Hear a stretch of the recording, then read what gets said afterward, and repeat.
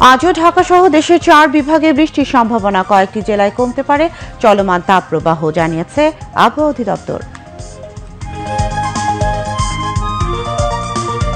দীর্ঘ তাপপ্রবাহের পর রাজধানীর বিভিন্ন এলাকায় স্বস্তির বৃষ্টি। রাজধানীতে গাছ ও জলাশয় কমে যাওয়া তীব্র তাপপ্রবাহের মূল কারণ বলছেন বিশেষজ্ঞরা।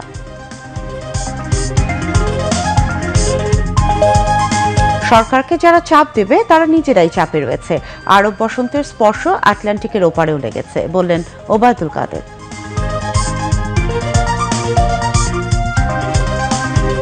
যুদ্ধবিধ্বস্ত গাজার পুনর্গঠনে $40 বিলিয়ন প্রয়োজন।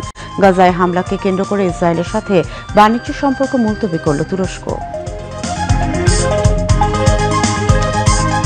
এবং চট্টগ্রামে 5 ম্যাচ সিরিজের প্রথম টি-20তে আজ জিম্বাবুয়ের মুখোমুখি হবে বাংলাদেশ। আসসালামু আলাইকুম, আমন্ত্রণ দুপুর 2টার সংবাদে, সাথে আছি আমি সাদিয়া আফরিন। এতক্ষণ সংবাদের শিরোনাম শুনছিলেন, এবারে বিস্তারিত সংবাদ।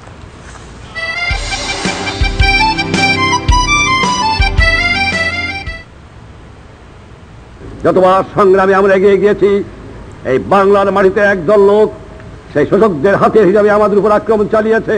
বারবার আমরা এদের মোকাবেলা করেছি, বারবার আমরা মার খেয়েছি, চরম আঘাত এনেছি শেষে, যে আঘাতে বাংলাদেশ আজ স্বাধীন সার্বভৌম রাষ্ট্র। জাতীয় চক্ষু বিজ্ঞান ইনস্টিটিউট ও হাসপাতালের বহির্বিভাগে 10 টাকায় টিকিট কেটে সাধারণ রোগীদের মতো চক্ষু পরীক্ষা করলেন প্রধানমন্ত্রী শেখ হাসিনা। প্রধানমন্ত্রী প্রেস উইং জানায়, সকালে রাজধানী জাতীয় চক্ষু বিজ্ঞান ইনস্টিটিউট ও হাসপাতালে এই সেবা নেন তিনি। হাসপাতালে গিয়ে লাইনে দাঁড়িয়ে নিজেই টিকিট সংগ্রহ করেন বঙ্গবন্ধু কন্যা শেখ হাসিনা। প্রধানমন্ত্রী তার চোখের চিকিৎসা জাতীয় চক্ষু বিজ্ঞান ইনস্টিটিউট ও হাসপাতাল থেকেই করিয়ে থাকেন। এর আগেও একাধিকবার তিনি 10 টাকায় টিকিট কেটে চোখ পরীক্ষা করিয়েছেন।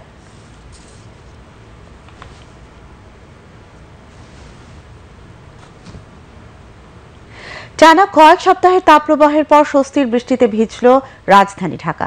বৃহস্পতিবার দিবাগত মধ্যরাত 12টার দিকে ঢাকার বিভিন্ন এলাকায় বৃষ্টি ঝরেছে। সময়ের সঙ্গে সঙ্গে রাজধানীর নতুন নতুন এলাকায় বৃষ্টি নেমেছে। এতে গরম কমে আবহাওয়া কিছুটা শীতল হয়েছে। আবহাওয়া অধিদপ্তর জানিয়েছে, রাজধানীতে 10 মিলিমিটার বৃষ্টিপাত রেকর্ড করা হয়েছে। এছাড়া দেশের সর্বোচ্চ বৃষ্টিপাত রেকর্ড করা হয়েছে রাঙামাটিতে 67 মিলিমিটার। আবহাওয়া অধিদপ্তর জানায়, আজও ঢাকা বিভাগের বিভিন্ন জায়গায় বৃষ্টি হওয়ার সম্ভাবনা রয়েছে, তবে রাজধানীতে বৃষ্টি হওয়ার সম্ভাবনা কম।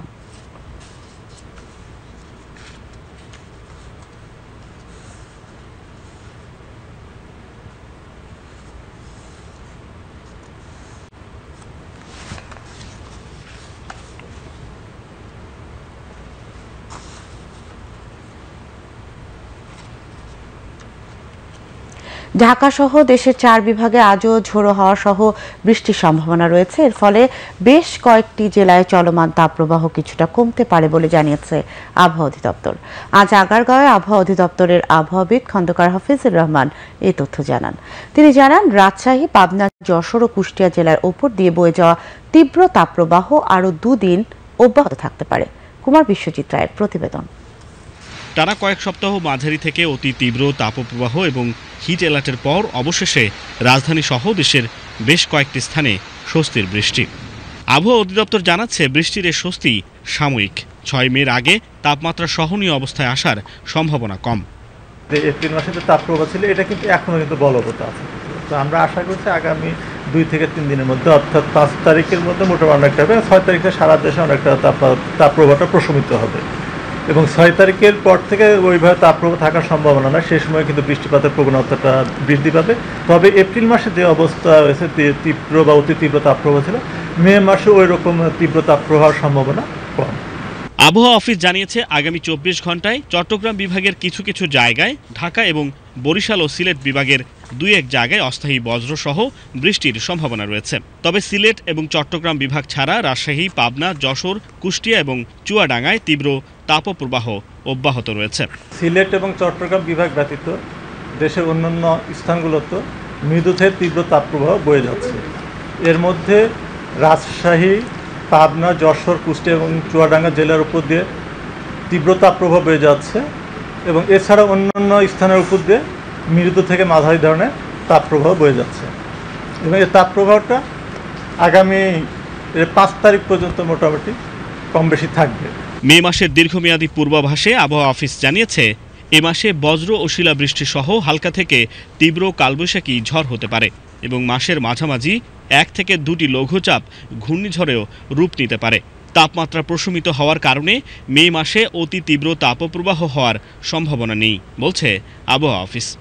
মে মাসের জন্য সামগ্রিকভাবে সারা দেশে স্বাভাবিক বৃষ্টিপাতের সম্ভাবনা রয়েছে এবং এই মাসে 3 থেকে 5টি শিলাবৃষ্টি সহ হালকা কালবৈশাখী ঝড়ের সম্ভাবনা রয়েছে এবং 1 থেকে 2টি মাঝারি থেকে তীব্র কালবৈশাখী ঝড়ের সম্ভাবনা রয়েছে।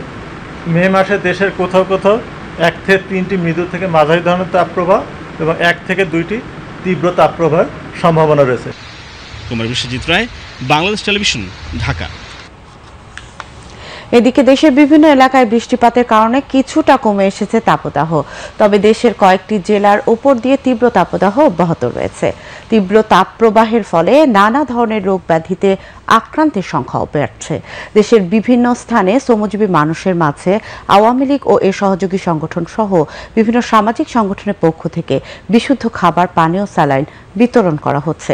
জেলা প্রতিনিধিদের পাঠানো তথ্য ও ছবিতে বিস্তারিত ডেস্ক রিপোর্টে। তীব্র তাপপ্রবাহে খুলনার জনজীবন বিপর্যস্ত হয়ে পড়েছে।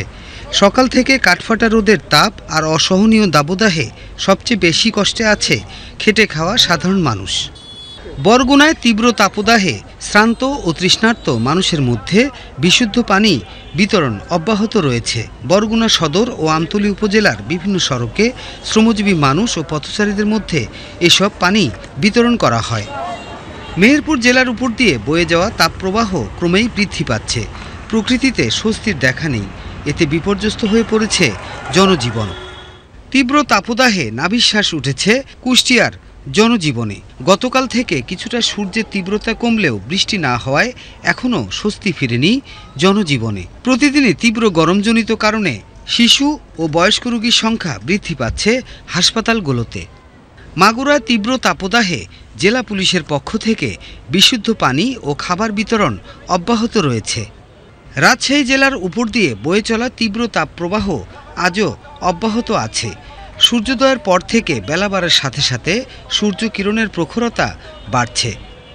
গত সপ্তাহের তুলনায় মৌলভীবাজারে কমেছে গরমের তীব্রতা, বইছে বাতাস। তবে দুপুর থেকে সন্ধ্যা পর্যন্ত আর্দ্রতা বেড়ে এই সময়ে গরম অনুভূত হচ্ছে বেশি। তীব্র তাপদাহে পুড়ছে নীলফামারী। রোদের প্রখরতায় স্বাভাবিক জীবনযাত্রায় ব্যাঘাত ঘটছে। সড়কে কমেছে মানুষের সংখ্যা।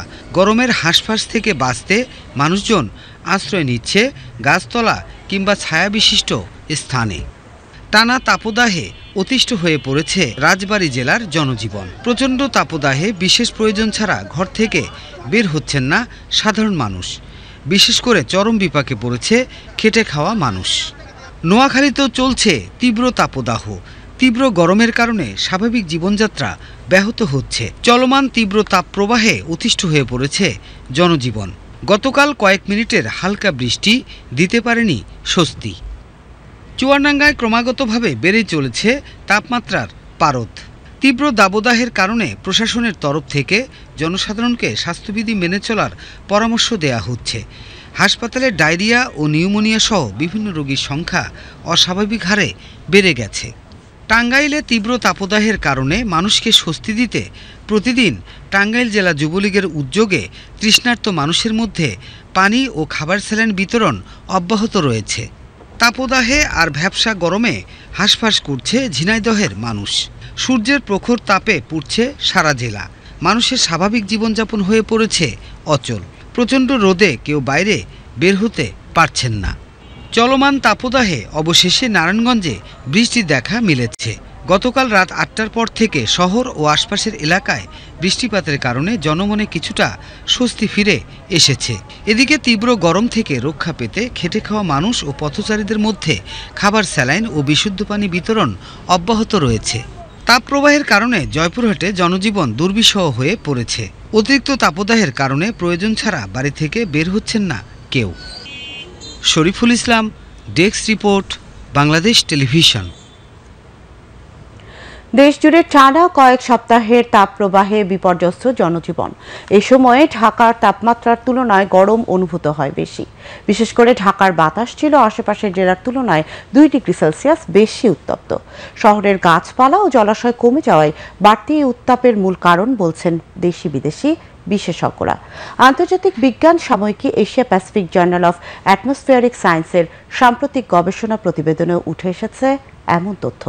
শাহেদ জাহিদের প্রতিবেদন। বিভিন্ন সমীক্ষা বলছে দক্ষিণ ও পূর্ব এশিয়ার অনেক শহরেই গ্রীষ্মকালে ঢাকার চেয়েও দীর্ঘ সময় ধরে তাপপ্রবাহ থাকে, অথচ তুলনায় বেশি গরম অনুভূত হচ্ছে ঢাকায়। তাপমাত্রা 35 ডিগ্রি সেলসিয়াসের বেশি হলেই এখানে তা অসহনীয়। গবেষকরা বলছেন গাছপালা ও জলাভূমি কমে যাওয়া এবং ভবন নির্মাণে বাতাস চলাচলের জায়গা না রাখবারই কুফল এইগুলো। আমরা একদিকে জলাধার বন্ধ করছি, একদিকে প্রচণ্ডভাবে গাছপালা কেটে ফেলছি, হাইরাইজ বিল্ডিং করছি, সেখানে এসি লাগাচ্ছি, তা থেকে আরও গরম বাতাস বের হচ্ছে। জলবায়ু পরিবর্তনে যেই গ্যাসগুলো পৃথিবীকে উত্তপ্ত করে ফেলে সেগুলোর আধার বানিয়ে ফেলছি আমরা আমাদের দেশটাকে, তাই এই দাবদাহ। ঢাকার বাতাস তো বটেই, পাশাপাশি মাটি, পানি এবং অন্যান্য উপাদান সবসময়ই বেশি গরম থাকছে। আগে যে বাড়ি ছিল সেগুলো গাছপালাও ছিল এবং পাকা ছিল না, মাটি ছিল। তাপমাত্রা শোষণ করে মাটি, গাছপালা অক্সিজেন দেয়। রাতে যে আমরা কার্বন ডাই অক্সাইড ছাড়ি সেটা গাছ খেয়ে নেয়। এটাই ছিল একটা ভারসাম্য। ঢাকায় এটা নষ্ট হয়ে গেছে। তাপের এই আবদ্ধতা এবং তীব্রতা নিরসনে পরিবেশ বান্ধব পদক্ষেপ দ্রুত বাস্তবায়ন জরুরি। জোর তাগিদ উঠেছে গাছপালা এবং পুরনো জলাভূমি রক্ষার পাশাপাশি আরও গাছ এবং নতুন জলাভূমি সৃষ্টির প্রস্তাব তোলা হচ্ছে। মানুষের অস্বস্তি কমাতে পরিকল্পিতভাবে ঢাকার বিভিন্ন স্থানে ছায়া শীতল জায়গা তৈরির। পরিবেশবিদদের ভাষ্য, ঢাকায় এখনও গাছপালা কেটে অবকাঠামো ও ভবন নির্মাণ বন্ধ হয়নি, জলাভূমি ভরাটও চলছে। সেক্ষেত্রে নতুন গাছপালা লাগানোর ঘোষণার চেয়ে বেশি জরুরি যেইটুকু সবুজ ও জলাভূমি এখনও আছে তা সংরক্ষণে আন্তরিকতা বাড়ানো এবং কড়াকড়ি আরোপ।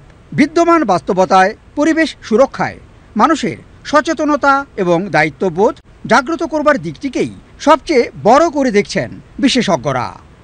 শাহেদ জাহিদি, বাংলাদেশ টেলিভিশন, ঢাকা। তীব্র দাবদাহ থেকে নগরবাসীকে স্বস্তি দিতে আজ রাজধানীর বায়তুল মোকাররম দক্ষিণ গেটে জনসাধারণের মধ্যে বিশুদ্ধ পানি ও খাবার স্যালাইন বিতরণ করেছে আওয়ামী লীগের ত্রাণ ও সমাজ কল্যাণ বিষয়ক উপকমিটি। এ সময় আওয়ামী লীগের ত্রাণ ও সমাজ কল্যাণ বিষয়ক সম্পাদক মোহাম্মদ আমিনুল ইসলাম সহ স্থানীয় আওয়ামী লীগ নেতৃবৃন্দ উপস্থিত ছিলেন। আমিনুল ইসলাম বলেন, সকল দুর্যোগ দুর্বিপাকে আওয়ামী লীগ জনগণের কল্যাণে কাজ করে। তিনি জানান, যতদিন তীব্র দাবদাহ থাকবে ততদিন প্রধানমন্ত্রী শেখ হাসিনার নির্দেশনা অনুযায়ী জনসাধারণকে স্বস্তি দিতে সারা দেশে বিশুদ্ধ পানি বিতরণ অব্যাহত থাকবে। আওয়ামী লীগের সাধারণ সম্পাদক এবং সড়ক পরিবহন ও সেতুমন্ত্রী ওবায়দুল কাদের বলেছেন, সরকারকে যারা চাপ দেবে তারা নিজেরাই যথেষ্ট চাপে রয়েছে। আরব বসন্তের স্পর্শ লেগেছে আটলান্টিকের ওপারেও। তিনি আজ সকালে ধানমন্ডিতে সংবাদ সম্মেলনে একথা বলেন। উপজেলা নির্বাচন নিয়ে আওয়ামী লীগ সাধারণ সম্পাদক বলেন, এমপি মন্ত্রীদের নিকট আত্মীয় বলতে দলীয় সভাপতি শুধুমাত্র স্ত্রী এবং সন্তানদেরকেই বুঝিয়েছেন। আরও জানাচ্ছেন আমজাদ হোসেন। সমসাময়িক রাজনৈতিক নানা বিষয় নিয়ে শুক্রবার সংবাদ সম্মেলন করে বাংলাদেশ আওয়ামী লীগ। এতে কথা বলেন দলের সাধারণ সম্পাদক ওবায়দুল কাদের। জানান, এদেশে বিরোধী দল কথা এবং বিবৃতি সর্বস্ব রাজনীতি করছে, মাঠে তাদের কোনো কর্মসূচি নেই। দ্বিধা বিভক্ত এই বিএনপির ঘরের রাজনীতিও ঝিমিয়ে পড়েছে। এ সময় সরকারের উপর দেশি বিদেশি ষড়যন্ত্র ও চাপ আছে কিনা এমন প্রশ্নে সেতুমন্ত্রী বলেন, যারা চাপ দিবেন তারা নিজেরাই চাপে রয়েছে। দেশের দায়িত্ব পালন করতে গিয়ে এই চাপগুলো তো আমরাই অনুভব করি। তারপর নির্বাচনের আগে প্রকাশ্যেই দাম কি ছিল, স্যাংশনের ভয় ছিল, এগুলো তো প্রকাশ্যেই দেওয়া হয়েছিল। এখানে কোনো গোপনীয়তার কোনো বিষয় তো ছিল বলে আমাদের জানা নেই। এখন স্বাভাবিক কারণে যারা চাপ দেবেন তারা নিজেরাও যথেষ্ট চাপে আছে, কারণ আরব বসন্তের স্পর্শ আটলান্টিকের ওপারে গিয়েও লেগেছে। উপজেলা নির্বাচনে মন্ত্রী এমপিদের স্বজনের সংজ্ঞা নিয়ে দলীয় সভাপতির ব্যাখ্যা তুলে ধরেন আওয়ামী লীগ সাধারণ সম্পাদক। বলেন, কোনোভাবেই নির্বাচনে প্রভাব এবং হস্তক্ষেপ করা যাবে না।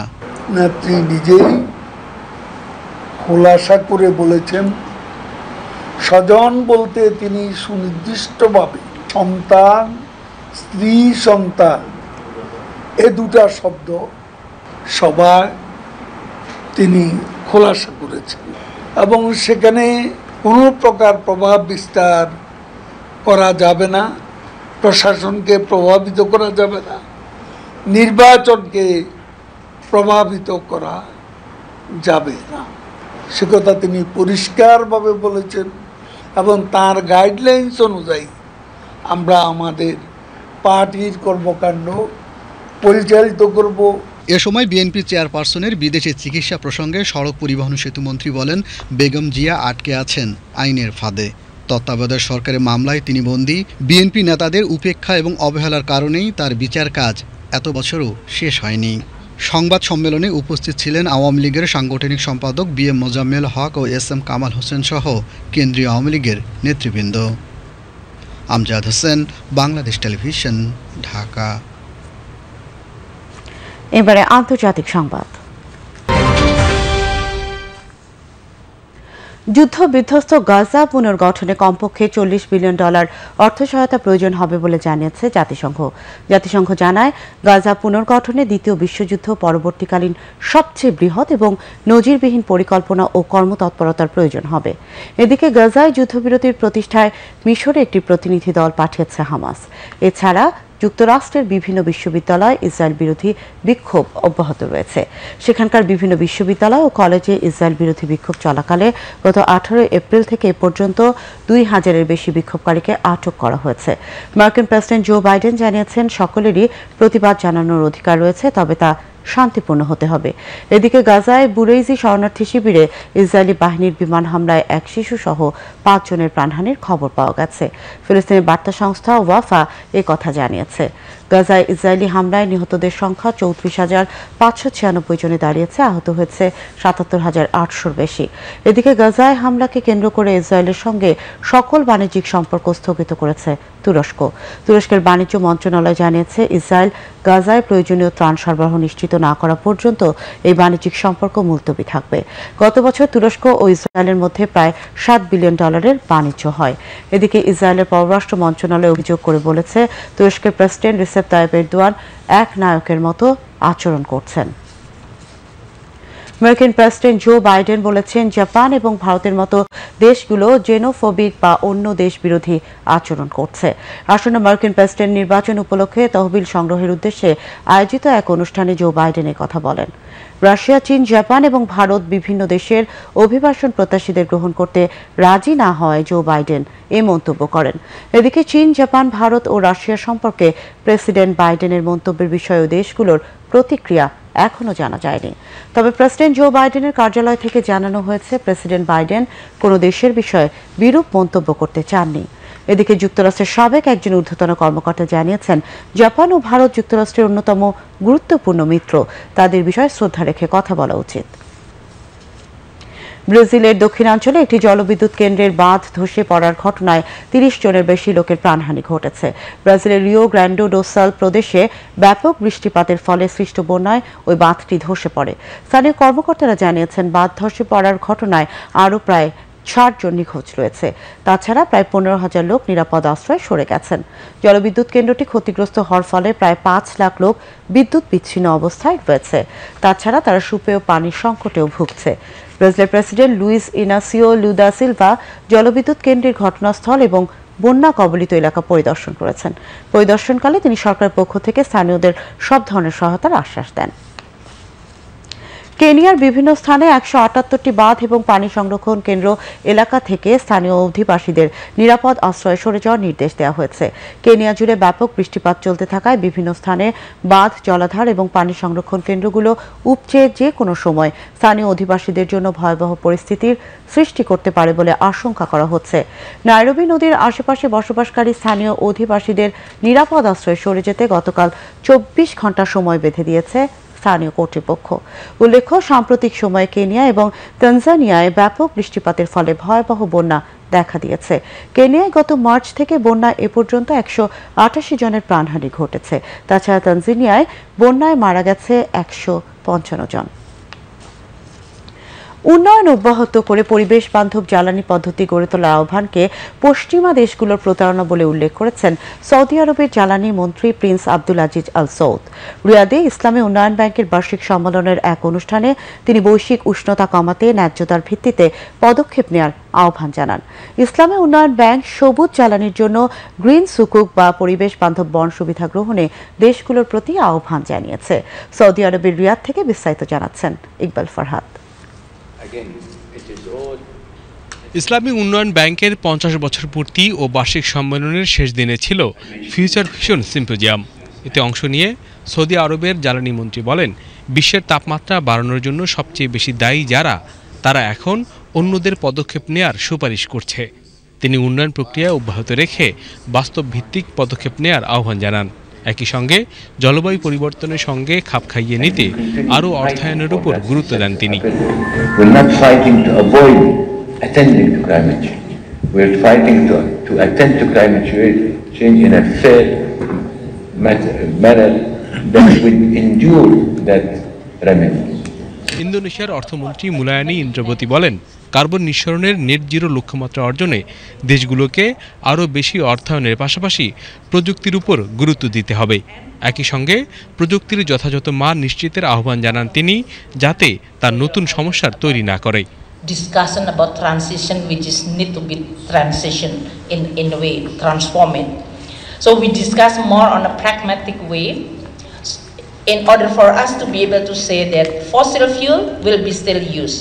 ইসলামী উন্নয়ন ব্যাংকের চেয়ারম্যান মোহাম্মদ আল জাসের বলেন, পরিবেশ বান্ধব জ্বালানির নিশ্চয়তায় দেশগুলো গ্রিন সুকুক নামের বন্ডের সুবিধা কাজে লাগাতে পারে। That will shape the global development landscape. Our discussions will focus on 3 critical areas: energy, finance, and the evolving role of multilateral development banks. এ সময় রান্নার কাজে কার্বন নিঃসরণ কমাতে কাজ করার জন্য একটি ট্রাস্ট ফান্ড গঠন করা হয়।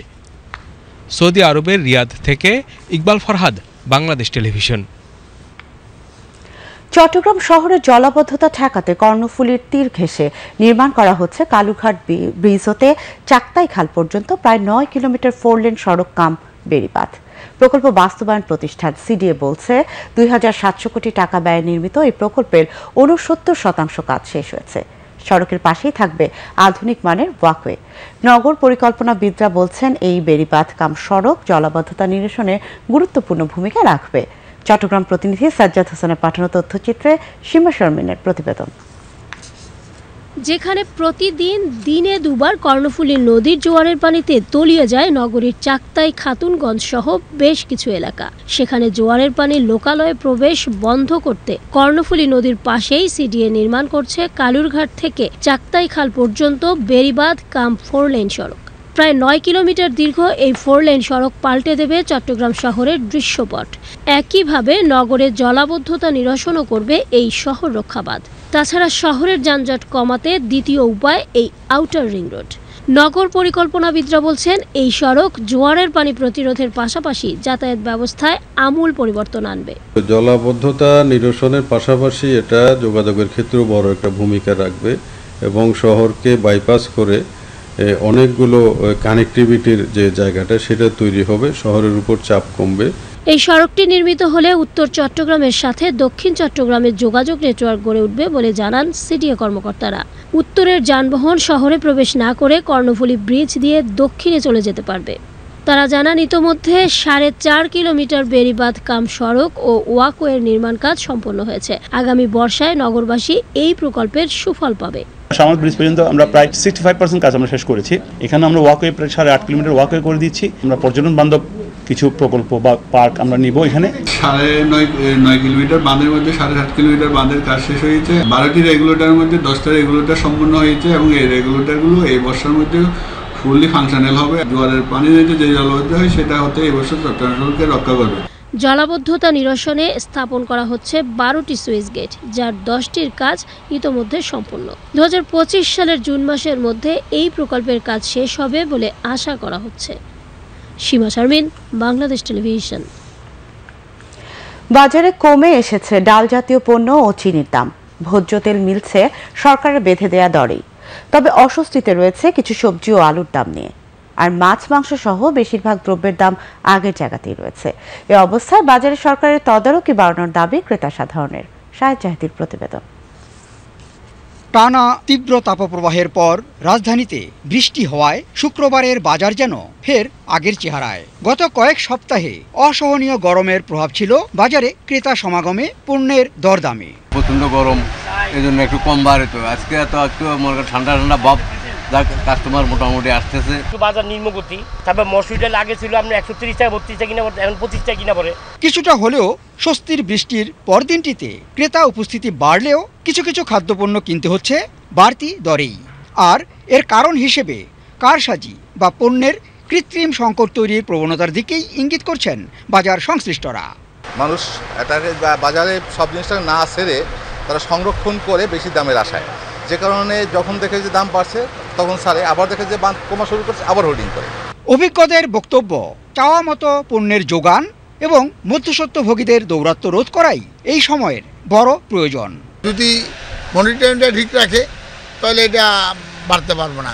দামের স্বাভাবিকতার পাশাপাশি ভেজাল মুক্ত খাদ্যপণ্য প্রধান চাওয়া হয়ে উঠেছে সচেতন মানুষের। আর এই জন্য প্রতিটি ক্ষেত্রে নজরদারি জোরদার করার তাগিদ দিচ্ছেন পর্যবেক্ষকেরা। সময় উপযোগী বাজার ব্যবস্থাপনার মধ্য দিয়ে সহনীয় বাজার প্রতিষ্ঠিত হবে, এমন প্রত্যাশা আজ সবার। শাহেদ জাহিদি, বাংলাদেশ টেলিভিশন, ঢাকা। এবারে খেলার খবর। চট্টগ্রামে 5 ম্যাচ সিরিজের প্রথম টি-20তে আজ জিম্বাবুয়ের মুখোমুখি হবে বাংলাদেশ। জহুর আহমেদ চৌধুরী স্টেডিয়ামে ম্যাচটি শুরু হবে বাংলাদেশ সময় সন্ধ্যা 6টায়।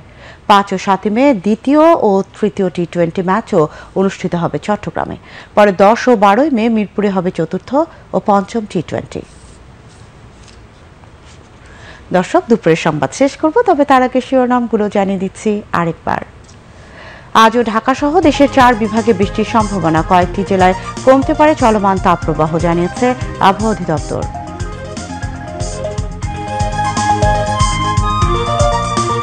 দীর্ঘ তাপপ্রবাহের পর রাজধানীর বিভিন্ন এলাকায় স্বস্তির বৃষ্টি। রাজধানীতে গাছ ও জলাশয় কমে যাওয়া তীব্র তাপপ্রবাহের মূল কারণ বলছেন বিশেষজ্ঞরা।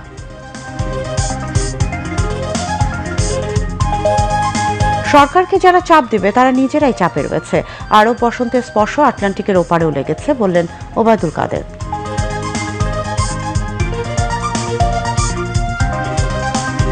যুদ্ধ বিধ্বস্ত গাজার পুনর্গঠনে $40 বিলিয়ন প্রয়োজন।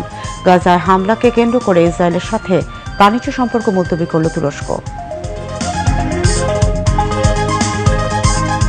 এবং চট্টগ্রামে 5 ম্যাচ সিরিজের প্রথম টি-20তে আজ জিম্বাবুয়ের মুখোমুখি হবে বাংলাদেশ। দুপুরের সংবাদ এখানেই শেষ করছি। এতক্ষণ আমাদের সাথে থাকার জন্য ধন্যবাদ। খোদা হাফেজ।